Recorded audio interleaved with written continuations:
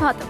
ఇందాక మాట్లాడుకున్నట్టే north eastern స్టేట్స్లో పుట్టిన వాళ్ళ మీద రేసిజం నార్త్ టు సౌత్ ప్రతి చోట కూడా కనిపిస్తూనే ఉంటుంది. సో దానికి సంబంధించి ఒక చిన్న వీడియో ప్లే చేస్తాం. ఫస్ట్ ఆ వీడియో చూడండి, ఆ వీడియో చూసాక మాట్లాడతాం. हेलो गाइस, हमको एक आदमी ना हमको ऐसे बोले आप चाइनीज सीखे, ऐसे बोले मेरा अब इंडिया है, हम भी इंडिया है. आप लोग ऐसे मत बोलो, हम लोग इंडिया है. आप हम लोग को चाइनीज बोलने से हम बहुत गुस्सा होते हैं, बहुत दुखी होते हैं. प्लीज हमको ऐसे मत बोलो, हम बहुत दुखी होगा. तो हमको इंडिया बोलो, इंडिया. हमको चाइनीज मत बोलो, हम बहुत दुखी लगते चाइनीज बोलने से. हम इंडिया का है, हम ईटानगर में. ఎస్, హిందీ వచ్చిన వాళ్ళకి ఆ పాప ఏం చెప్తుందో అర్థమై ఉంటుంది. సో హమ్ ఇండియా కావాలే హే అంటూ కూడా మాట్లాడుతుంది. అంటే మేము భారతదేశంలోనే పుట్టిన వల్ల మేము చైనీయులం కాదు, ఊరికే మమ్మల్ని చైనీస్ అనకండి, మాకు కూడా కోపం వస్తుంది, అట్లా అంటే బాధగానే ఉంటుంది, మేము భారతదేశంలోనే పుట్టాము అంటుంది ఆ పాప. ఆ పాప మాట్లాడుతుంటే ఎంత ముద్దుగా ఉన్నా సరే ఆ చిన్నారి మాటలో ఆవేదన మాత్రం వర్ణనాతీతం.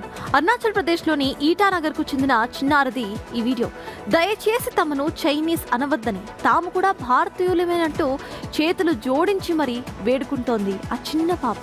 రూపురేఖలు వేరుగా ఉన్నంత మాత్రాన సొంత పౌరులను కూడా పరాయి వాళ్ళలా చూసేవాళ్ళు మనస్తత్వానికి ఈ చిన్నారి ఆవేదన ఒక చెంపపెట్టు. సొంత గడ్డపై గుర్తింపు కోసం ఈశాన్య రాష్ట్రాల ప్రజలు ఎదుర్కొంటున్న వివక్షను ఈ ఒక్క నిమిషం వీడియో ఒక పెద్ద నిదర్శనం అని చెప్పొచ్చు.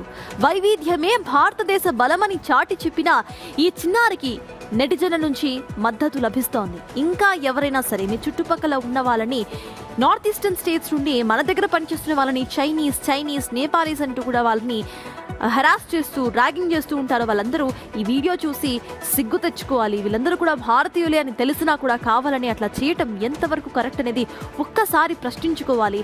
అండ్ మీ పిల్లలు అలా చేస్తున్నా సరే వాళ్ళని సరైన మార్గంలో నడిపించేటట్టు చేయాల్సిన బాధ్యత పేరెంట్స్ తీసుకోవాలి. మనం తీవ్రంగా ఆలోచించాల్సిన అంశమే ఇది. కశ్మీరులను భారతీయులుగా ఒప్పించడానికి ఎంతగానో ప్రయత్నిస్తూ ఉంటాం, కానీ ఈ దేశాన్ని ప్రాణంగా ప్రేమిస్తూ మేము భారతీయులం అని గర్వంగా చెప్పుకునే ఈశాన్య పౌరులను మాత్రం చైనీయులంటూ హేళన చేస్తూ ఉంటాం. ఈ వైఖరి ఖచ్చితంగా మారాల్సిందే.